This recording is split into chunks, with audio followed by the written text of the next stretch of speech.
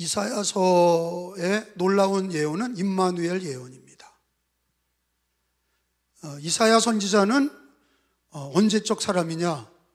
BC 700년 사람이에요. 예수님 오기 전 700년 떨어진 사람이에요. 700년 전에 그 임마누엘 메시아 예언을 했던 선지자가 이사야 선지자입니다. 임마누엘 그 예언이 어디 나옵니까? 8절에, 우리가 마지막 다 읽었던 8절에 다 같이 읽어봅니다. 시작. 흘러 유다에 들어와서 가득하여 목에까지 미치리라. 임마누엘이여 그의 펴는 날개가 내 땅에 가득하리라 하셨느니라. 앞으로 임마누엘이 그가 펴는 날개가 내 땅에 가득하리라. 근데 임마누엘 예언이 7장에 나오는데 이사야 7장 14절에 보니까 임마누엘 예언이 더 자세하게 나오죠. 7장 14절, 8장 8절이 7장 14절에 다 같이 읽어봅니다. 그러므로 시작. 그러므로 주께서 친히 징조를 너희에게 주실 것이라. 보라, 처녀가 잉태하여 아들을 낳을 것이요 그의 이름을 임마누엘이라 하리라. 아멘. 여기 중요한 이 말씀은 메시아 예언이에요. 메시아 예언. 메시아가 오겠다. 700년 전에 이사야가 메시아 예언을 했는데 어떻게 오시냐? 징조가 뭐냐? 보라, 처녀가 잉태하여 아들을 낳을 것이요. 이게 이제 메시아 예언의 중요한 징조죠. 메시아가 아버지와 어머니가 있는 게 아니고 처녀가 잉태하여 아들을 낳는다. 처녀가 잉태하여 아들을 낳을 것이요 그 이름은 임마누엘이라. 이렇게 하나님께서 이사야를 통해서 메시아 예언을 700년 전에 처녀 잉태를 주님이 예언하셨죠. 그리고 그게 이제 700년 떨어지고 나서 마태복음이 시작이 되는 마태복음 1장에 그게 예수님 탄생으로 이루어진 거예요. 마태복음 1장 23절에 보니까, 자, 23절은 이사야 예언 7장 14절의 예언이 그대로 거기 들어가 있어요. 그게 누구냐? 임마누엘이 누구냐? 메시아가 누구냐? 처녀 잉태로 오신 분이 누구냐? 예수님이다 하는 거를 여기서 정확히 밝히고 있는 거예요. 23절에 다 같이 25절까지 읽겠습니다. 시작. 보라, 처녀가 잉태하여 아들을 낳을 것이요 그의 이름은 임마누엘이라 하리라 하셨으니 이를 번역한 즉 하나님이 우리와 함께 계시다 함이라. 요셉이 잠에서 깨어 일어나 주의 사자의 분부대로 행하여 그의 아내를 데려왔으나 아들을 낳기까지 동침하지 아니하더니 나음의 이름을 예수라 하니라. 여기 마태복음에 이사야의 700년 전에 처녀가 잉태하여 아들 낳으리니 임마누엘이라. 임마누엘의 뜻이 뭐예요? 하나님이 우리와 함께 계신다. 근데 그게 이제 메시아가 온다는 말씀인데 마태복음 1장에 그 메시아 임마누엘이 누구냐? 예수님이다. 성경이 성경을 가르치고 있는 거예요. 부처님이 아니고 공자님이 아니고 또는 문선명이나 이만이나 박태선이 아니라 그럴 수 없는 게 처녀 잉태예요. 베들레헴에서 나는, 이스라엘 땅 베들레헴에서 나는 처녀 잉태로 나는 하나님이 인간으로 오신다. 이게 메시아의 중요한 징조입니다. 그래서 우리가 사도신경 고백할 때도 동정녀 마리아를 통해서 이렇게 얘기하잖아요. 동정녀 마리아로, 그 앞에는 뭘? 성령으로 잉태하여. 아니, 그 동정녀 탄생이 어떻게 가능합니까? 아니, 아담과 하와를 만드셔서, 아니, 아담과 하와가 결혼해서 동침해서 애를 낳는 거지. 아니, 어떻게 여자 혼자서 애를 낳습니까? 거기에 뭐라고 그래요? 성령으로 잉태하사. 성령으로 잉태하사 동정녀라고 하는 거는 파르테노스라고 헬라어에 남자를 알지 못하는 처녀를 파르테노스라고 그래요. 그냥 불경한 처녀가 막 그냥 이 남자 저 남자 만나는 처녀가 아니라 파르테노스는 남자를 모르는 여자를 파르테노스라고 그래요. 그 동정녀 마리아를 파르테노스, 예수님 탄생 때 동정녀 마리아를 파르테노스라고 얘기하는 겁니다. 그 어떻게 잉태하냐? 과학적이지 않고 자연의 법칙을 따르지 않은 이런 성령 잉태가 어떻게 가능하냐? 하나님은 가능하세요. 하나님은 사람을 만드신 분인데 천지를 창조하시고 말씀으로 빛이 있으라 우주를 만드시고 지구를 만드시고 산과 달과 별과 바다를 만드시고 마지막 날 사람을 만드신 하나님을 이 땅에 보낼 때, 자기 아들 하나님이 이 땅에 올 때 다 자기들이 메시아라고 그러면 어떡합니까? 다 지들이 메시아라고 그러고 가짜들이 여기저기서 나타나. 그러니까 그거를 다 방지하기 위해서 구약에 이미 메시아는 동정녀 탄생이다, 성령으로 잉태한다. 그래서 메시아의 가장 중요한 상징이 뭐냐? 동정녀 탄생이에요. 처녀 탄생입니다. 만약에 예수님이 요셉과 마리아 사이에 낳은 아들이면 여러분, 예수님은 죄인입니다. 사람은 아담 이후에 의인은 없나니 하나도 없어요. 부처님도 죄인이고 공자님도 죄인이고 마호메트도 죄인이고 소크라테스도 죄인이에요. 왜? 아버지 엄마 사이에서 난 인간은 의인은 없나니 하나도 없어요. 동의하세요? 근데 예수님은 만약에 아버지와 어머니 사이에서 예수님이 나왔다면 그 예수님도 죄인입니다. 죄인이야. 근데 예수님은 죄가 없으신 하나님이셔요. 참 신, 참 인간. 예수님이 이 땅에 오실 때 남자의 여자의 관계로 온 게 아니라 처녀, 동정녀, 파르테노스, 처녀를 통해서 어떻게 임신됐냐? 성령 하나님이 기적적인 초자연적인 역사로 여자의 배, 마리아의 배를 통해서 이 땅에 출생하셨다. 그게 성탄절입니다. 하나님이 인간의 모습을 입고 오신 거예요.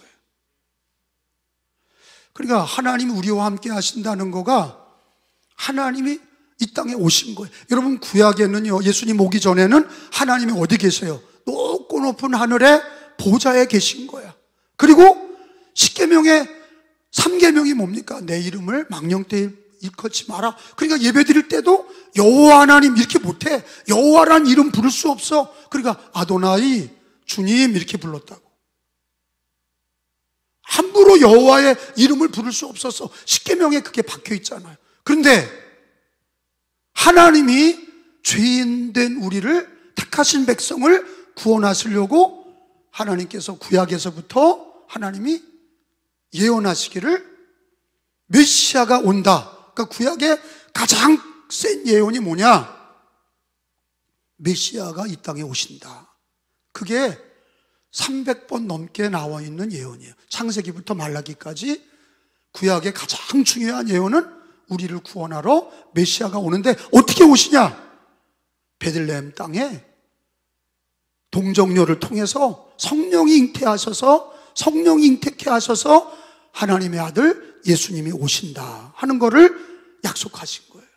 그래서 구약에는 높고 높은 보좌에 계셔서 죄인이 함부로 하나님께 나갈 수 없었어. 그런데 예수님이 이 땅에 오심으로, 성육신 하심으로 누구든지 예수 그리스도를 부르는 자는 구원을 받게 하시고, 누구든지 내 음성을 듣고 문을 열면 내가 그에게로 들어가 내가 그로 더불어 먹고 그는 나로 더불어 먹으리라. 예수님이 죄인 된 우리의 마음에 찾아오신 거예요. 성육신. 하나님의 어린 양으로 우리 죄의 삭슨 사망이고 그 죄의 대가를 지불하기 위해서 우리 예수님은 십자가를 지러 오셨고, 십자가를 지시고 우리 예수님은 죽으셨어요. 그러니까 임마누엘 사건은 단 일회적인 것이고, 그리고 그분이 동정녀를 통해 오신 임마누엘이 누구냐? 예수님이시다 하는 것을 성경을 통해 믿으시기를 축원합니다. 예수님만이 구세주세요. 예수님만이 하나님의 아들이세요. 주는 그리스도시요 살아계신 하나님의 아들이십니다. 믿으시면 아멘. 예수님만이 임마누엘이야. 근데 이사야 선지자를 통해서 말씀하실 때 그 당시는 어떤 상황이냐? 이 유다에서 활동했던 게 이사야인데, 유다가 굉장히 어려울 때예요. 국제적으로도 어렵고 경제적으로도 어렵고 나라 안팎으로 굉장히 어려울 때 임마누엘, 이사야를 통해서 임마누엘이 희망이다, 메시아가 오면 하나님이 우리와 함께 하신다, 이거를 예언했는데, 이사야 8장이 어떤 상황이냐면 곧 적들이 쳐들어오는 상황이에요. 여러분, 이스라엘이 북쪽은 북이스라엘이라고 그랬고 남쪽은 남유다라고 그랬어요. 그리고 이스라엘 위에는 누가 있냐면 아수르가 있었어요. 제국이죠. 결국에는 북이스라엘을 멸망시켰죠. 이스라엘을 멸망시킨 나라 아수르, 그리고 남유다를 멸망시킨 나라는 바벨론 제국이죠. 근데 아람이라고 하는 나라가 북이스라엘과 함께 연합군이 돼서 유다를 쳐들어오려고 그런 거예요.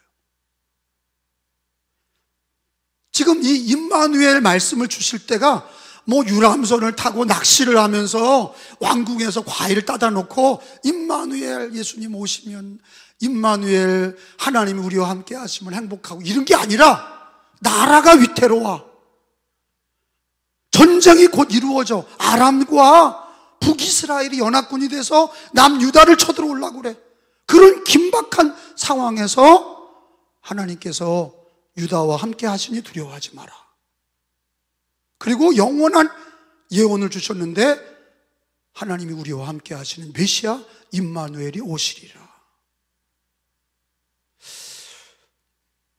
여러분, 우리 인생을 이렇게 뒤돌아보면 앞을 봐도 그렇고, 우리가 오늘 예배당에 와서 예배를 드리면서도 마음에 한켠에 불안함과 걱정이 있는 우리들이 인간의 연약함이 있습니다. 우리나라가 알코올 소비 1위 나요. 술을 많이 먹는다는 건 뭐예요?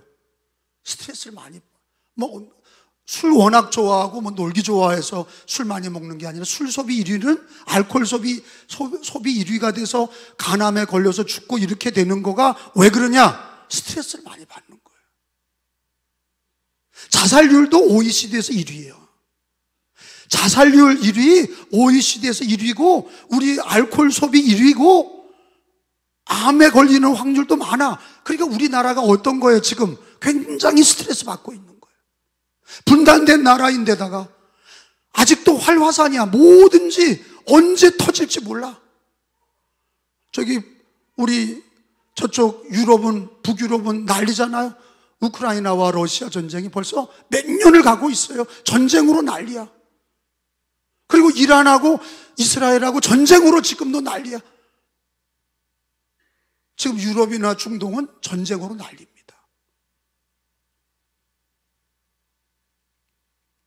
우리 개인도 어떻습니까? 우리가 나이가 들고 뭐든지 좀 편안해지면 안식이 있는 겁니까? 아니, 걱정이 많은 거야. 자식 걱정하고, 우리 앞날을 걱정하고, 내가 병들고 내가 늙으면 나를 지켜줄 게 누가 있나? 걱정이 되는 거예요. 앞날에 대한 걱정, 내 장사와 사업과 직장은 어떻게 되는 건가? 걱정이 많아. 예배를 드리면서도 걱정이 많은 거예요. 거기에서 대부분 사람들은 어디에서 힘을 얻냐면 가족들이에요. 가족이 있으면 어느 정도 위로가 되는 거죠. 왜? 서로 돕지만 어쨌든 가족이 있으면 말도 하고 대화도 하면서 위로가 되는 거예요. 근데 그게 영원한 위로는 못 돼. 가족이 영원한 위로는 못 되죠. 그래서 오늘 하나님이 뭘 가르쳐 주시냐?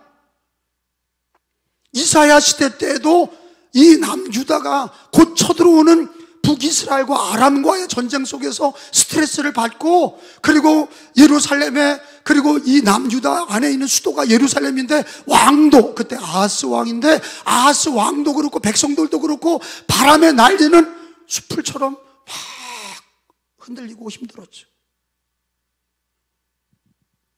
그때 답이 뭐냐? 임마누엘이에요. 하나님이 우리와 함께 계신다. 임마누엘이라는 뜻이 뭐예요? 하나님이 우리와 함께 계신다. 그게 완성은 예수님을 통해 완성됐지만, 이사야 때도, 예수님 오기 전에도 하나님이 나와 함께 하시는 거가 가장 안전한 것이에요. 왜? 하나님은 천지를 창조하셨어. 하나님은 전지전능하시오. 하나님이 역사의 주관자시오. 하나님은 우리의 생사 화복을 주관하시고, 우리 하나님은 심판의 주님이시오. 알파와 오메가 되시고, 그 하나님이 나와 함께 하는 거가 가장 큰 은혜인 줄로 믿습니다. 그게 누굴 통해 이루어졌다고요? 예수님을 통해 이루어진 거예요. 예수 그리스도가 이 땅에 오심으로 높은 보좌에서 이 낮고 천한 말구 위에 오셔서 성육신 하시고 십자가를 지시고 부활하신 그 예수님, 임마누엘 하리라, 내가 너와 함께 하리라. 이사 때에도, 예수님 오기 전에도 하나님이 나와 함께 하는 게 가장 큰 은혜였는데,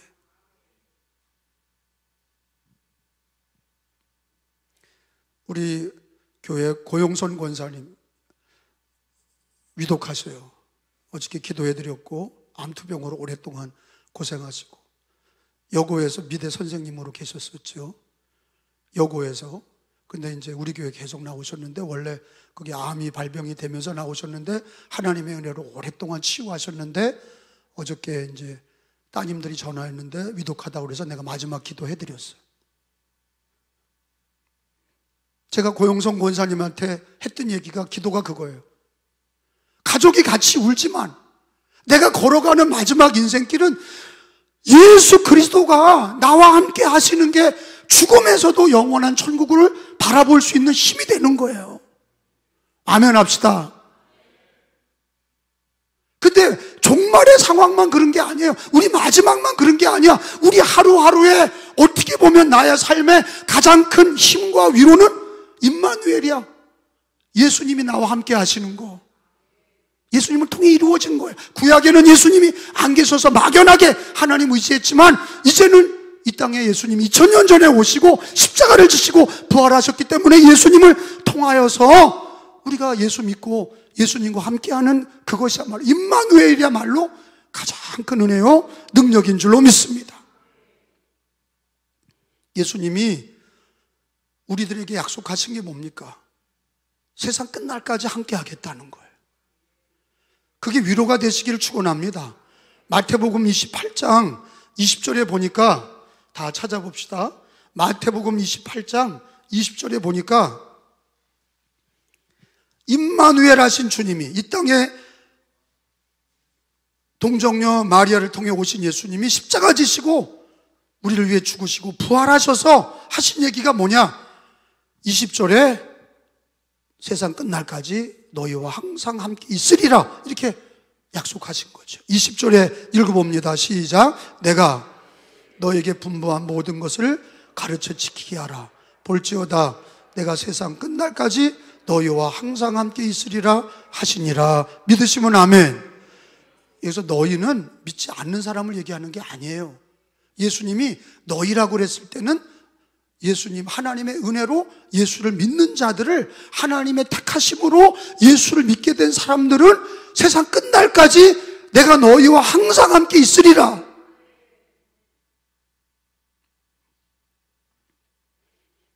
제가 물어보면 임마누엘 하세요?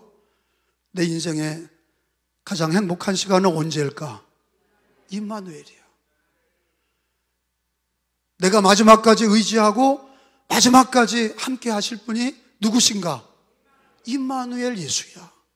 임마누엘 예수님이 우리와 함께 계시고 하나님의 은혜로 예수를 믿게 하셨으니, 근데 우리는 사람인지라, 저와 여러분은 사람인지라 자꾸 걱정과 두려움이 많아.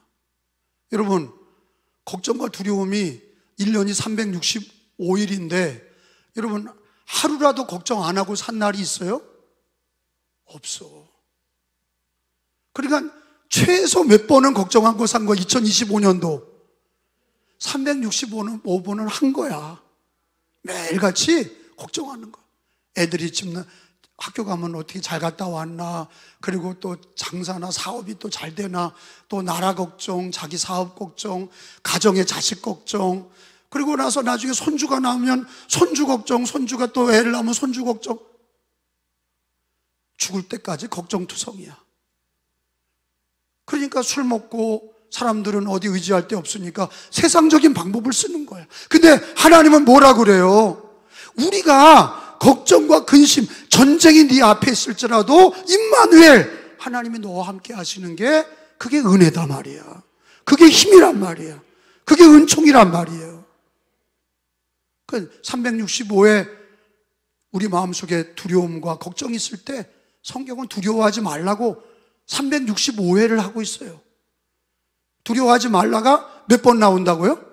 365번 나와. 그러면서 하시는 얘기가 반드시 내가 너와 함께 하겠다는 거예요. 두려워하지 말라. 그게 막연하게 힘이 없는 사람이 그냥 내가 너와 함께 하겠다, 그런 막연한 얘기가 아니라 전능하신 하나님이, 전지하신 하나님이, 창조주 하나님이, 역사의 주관자이신 하나님이 예수님을 통하여서 내가 너와 함께 하리라, 세상 끝날까지 내가 너희와 항상 함께 있으리라.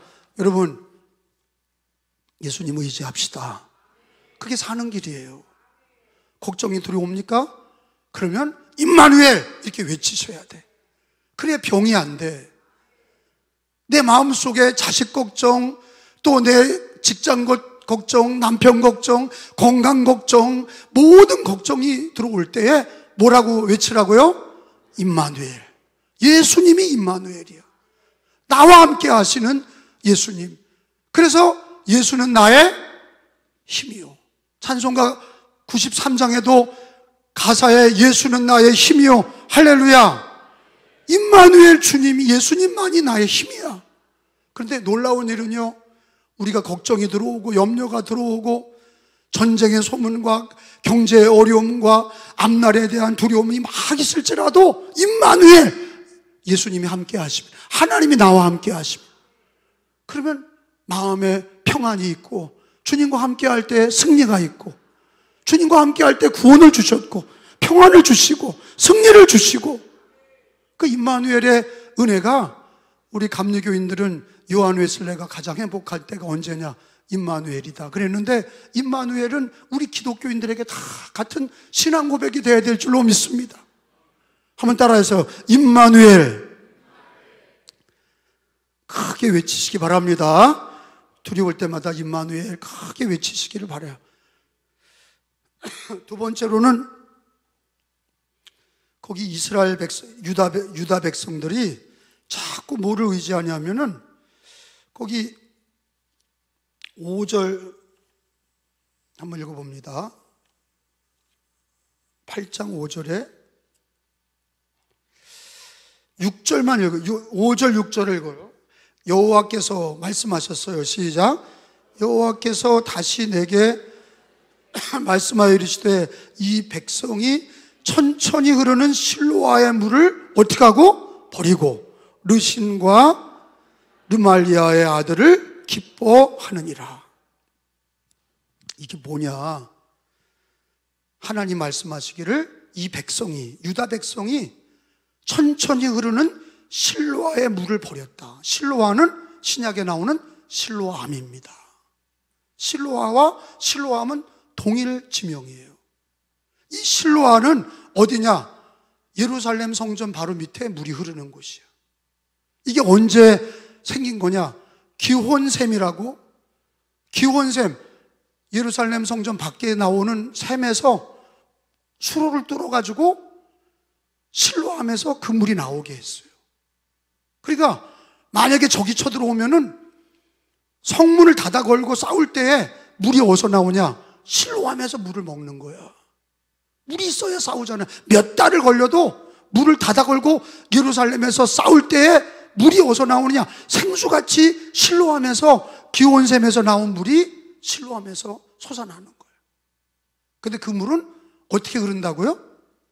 천천히 흘러. 제가 그 실로암 가봤거든요. 실로암 가봤는데 그 물이 끊이지 않고 천천히 들어와. 근데 그게 히스기야 왕 때, 히스기야 왕이 예루살렘이 포위될 때에 대비해서 기온샘에서부터 수로를 파가지고 실로암에 물을 댔던 곳이야. 그러니까 이스라엘 백성들에게는, 그 예루살렘 백성들에게는 뭐가 되냐면 그 생명줄이라고. 그게 실로암이야. 근데 여러분이 잘 아는 것처럼 예수님께서 사도행전 요한복음 9장에 소경의 눈을 뜨게 할 때 진흙에다 침을 뱉어가지고 눈에다 이어 바르게 하시고 어디 가서 씻으라고 그래요? 그게 실로암이야. 실로암이란 뜻이 뭐예요? 보냄을 받았다 그런 뜻이야. 그 실로암에서 눈을 닦으니까 눈이 다 보였단 말이에요. 생명줄, 생명수, 그 물을 통해서 눈이 밝아지고 예수님이 그 물로 닦아라 그랬는데 이스라엘 백성들은 천천히 흐르는 실로암의 물을 가장 귀하게 여겼다, 버렸다? 이사야 선지자 때는 그 물을, 실로암의 물을 버렸다 그랬어요. 요한복음 9장에 보니까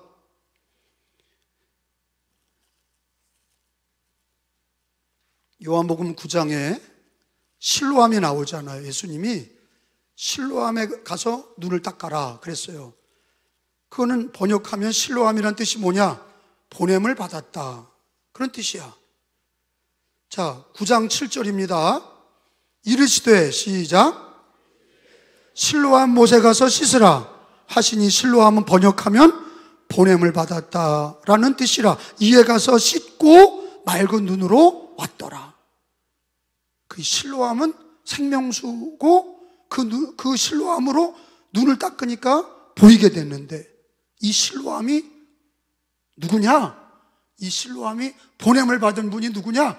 하나님이 보내신 분이 누구냐? 예수님이야.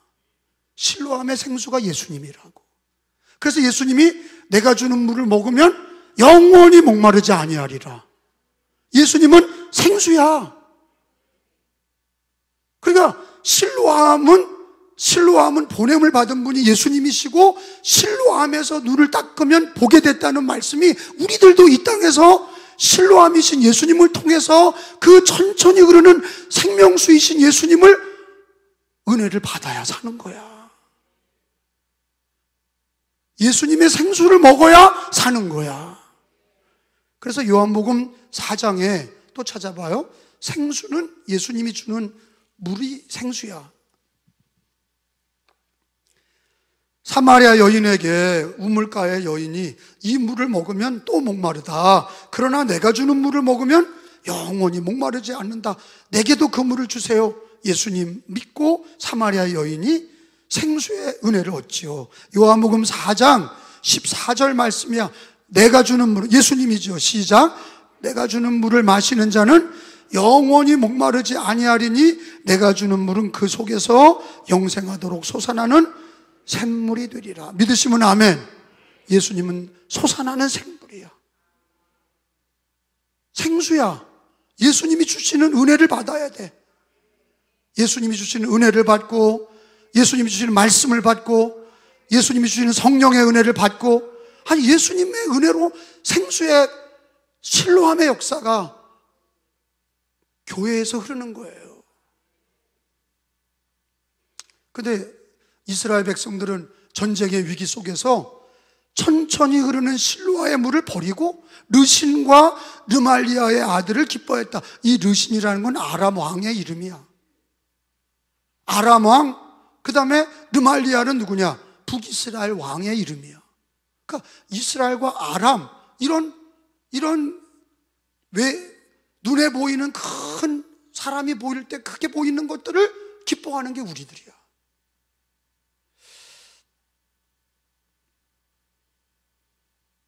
우리 예수님 믿고 천천히 흐르는 실로암, 또 이거를 그렇게 써놨어. 실로암의 앞에 붙어있는 단어가 천천히 흐르는, 실제 성지순례 가봐도 실로암은 천천히 흘러. 근데 마르질 않아. 그 물이 생명수인데 그 물은 버리고 세상의 물을 마시는 거야. 세상에 눈에 보이기에 확확 돌아가는 게 그게 잘 될 줄 아는 거예요. 많은 기독교인들이 교회를 떠나고 믿음을 버릴 때 보면은 예수님을 통해서 얻는 생수보다, 예수님을 통해 은혜를 받는 것보다, 예수님의 이름으로 말씀과 기도를 받고 성령의 은혜를 받는 것보다 천천히 흐르는 생명수 실로암보다 어디서 물을 더 사모하냐면 르신과 르말리아의 세상적인 방법으로 물을 얻으려고 하니까 다 망하는 거예요.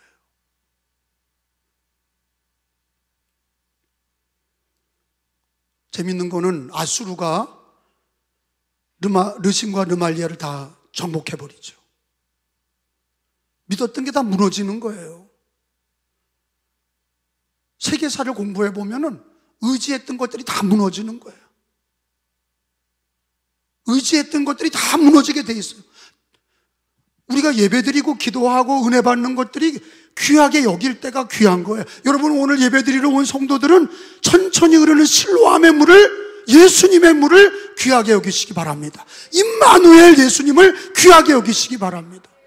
세상 것들 귀하게 여기는 거예요. 돈, 권력, 세상의 방법. 그러니까 이 세상에서 프랑스 혁명이 일어날 때도 그랬어요. 못 살겠다, 다 죽여버리자. 그러니까 그냥 단두대로다 그냥 다 모가지를 자른 거 아니에요. 혁명, 개혁, 못 살겠다, 활딱 뒤집어 엎자. 그게 러시아 혁명, 중국의 혁명, 캄보디아의 혁명, 모든 세상이 혁명 막 뒤집어 엎는 거, 그냥 돈으로 한 번에 확 버는 거, 그냥 막 뭐든지 그냥 와장창 로또 맞듯이 뭐가 와장창 돼야 되는 거야. 근데 천천히 흐르는 실로암은 눈에 뵈지도 않는 거야. 그걸 귀하게 여기지도 않아. 예수 이름으로 은혜 받는 걸 귀하게 여기지도 않아. 기도하고 말씀 읽고 성령의 은혜를 받는 거, 천천히 흐르는 실로암의 물을 버렸다. 그러니까 유다가 나중에 바벨론에게 망한 이유가 임마누엘을 귀하게 여기고, 아멘 합시다. 하나님이 우리와 함께 하시는 걸 가장 귀하게 여기고, 예수로 사는 걸 기쁘게 여기고, 그리고 방법도 천천히 흐르는 실로암 샘물을 귀하게 여겨서 예수로 은혜 받는 거, 틀림없이 그 사람은 잘 돼요. 우리 기독교 하나님이 역사하는 거는요, 보이지 않는 손이라고 그러잖아. 하나님의 손은 살아계십니다. 역사를 주관하시고 인간의 생사복을 주관하시는데 태풍처럼 몰아치시는 게 아니야. 하나님의 역사는요, 태풍같이 임하지 않아. 맷돌을 갈듯이. 토인비가 그랬어요. 맷돌은 어떻게 갈려요? 천천히 갈리면서 보드랍게 다 완전하게 갈립니다. 그래서 토인비는 하나님의 역사가 이 세계를 지배할 때에, 경영하실 때에 맷돌을 갈듯이 천천히 가시는데 하나님의 뜻대로 다 이루어질 줄로 믿습니다. 근데 우리는 뭐가 눈에 확확 보이고 혁명이 일어나고 로또가 맞고 뭐가 막 대박이 터지고 이런 거에 사람이 마음을 빼앗기고 그걸 따라가니까, 그게 여기 나오는 르신과 르말리아 세상적인 방법으로 그것들을 기뻐하니까 다 뭘 버려? 천천히 흐르는 실로암을 버리는 거야. 예수님이 답입니다. 임마누엘이 답입니다. 실로암을 버리면 안 돼. 천천히 흐르는 은혜의 샘물을 버리면 안 된다고. 미국에 아미쉬라는 공동체가 있어요.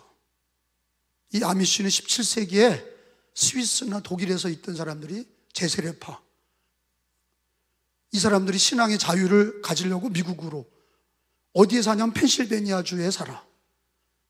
근데 아미시는 우리 개신교회, 기독교야. 근데 엄청 부흥이 돼. 이 사람들은 아미시 공동체는 어떻게 사냐? 농사만 짓고 살아. 목축하고 농사 짓고. 그리고 자동차를 타지 않아. 마차 타고 다녀.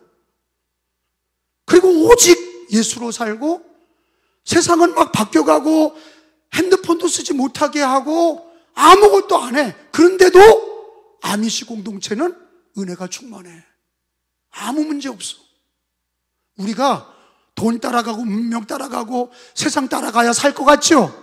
근데 여기 아미시 공동체, 미국에 있는 아미시 공동체는 그런 걸 다 거부하고 우리가 생각하는 것처럼 극단적으로 신앙생활 하는데 산수만 가르치고 성경을 가르쳐. 산수만 정도 하고 성경을 가르쳐. 평생 거기서 같이 하나님을 섬기면서 사는데 많은 사람들이 아미시로 들어와. 왜? 기독교인이었다가도 양다리에 걸쳐서 마약하고 술 먹고 음란하고 가정이 파산되고 이런 일이 벌어지니까 천천히 흐르는 실로암의 물을 귀하게 여기지 않으니까 모든 걸 다 잊어버리는 세상이야. 우리가 극단적으로 아미시 공동체처럼 살자는 얘기가 아니에요. 우리 그렇게 못 살아. 저도 그렇게 못 살아. 그런데 여러분, 세상의 가치보다, 세상의 방법보다 누구를 의지하냐 말이야. 내 마음속에 가족보다도 더 의지해야 될 게 임마누엘 예수님이시고, 천천히 흐르는 실로암의 샘물을 가장 귀하게 여겨야지. 은혜 받는 거, 성령 받고 성령의 인도하심 받고 말씀으로 은혜 받고 기도하는 생활을 가장 귀하게 여겨야지. 근데 대한민국도, 제가 아까 이디오피아 부흥을 말씀드렸어요. 이디오피아가 우리 6.25 참전 국가야. 6.25 때는 우리보다 다 잘 살았어요. 근데 왜 이렇게 안 되는 거예요? 이슬람을 해보니까 안 되고, 우상숭배 해봐도 안 되고, 공산주의 해봐도 안 되니까, 그러니까 기독교로 오는 거야. 누가 오라고 그래서 오는 것도 있지만 전도를 일을 했는데 100개가 성도들이 막 교회로 오는 거야. 막 엄청난 부흥이 일어나는 거야. 이디오피아에, 나이지리아에, 이디오피아, 나이지리아, 아르헨티나, 동남아시아, 인도네시아에 엄청 부흥이 일어나고 있어요. 제가 얘기하려고 하는 거는요, 마지막 때에 천천히 흐르는 실로암의 샘물을 버리지 마세요. 망합니다.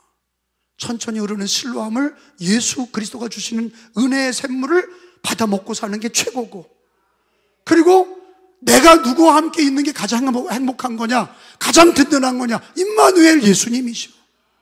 임마누엘 예수님을 통해서 승리하시고 천천히 흐르는 실로암의 샘물을, 그걸 먹고 승리하시는 우리 은혜교회 성도들이 되시길 축원합니다.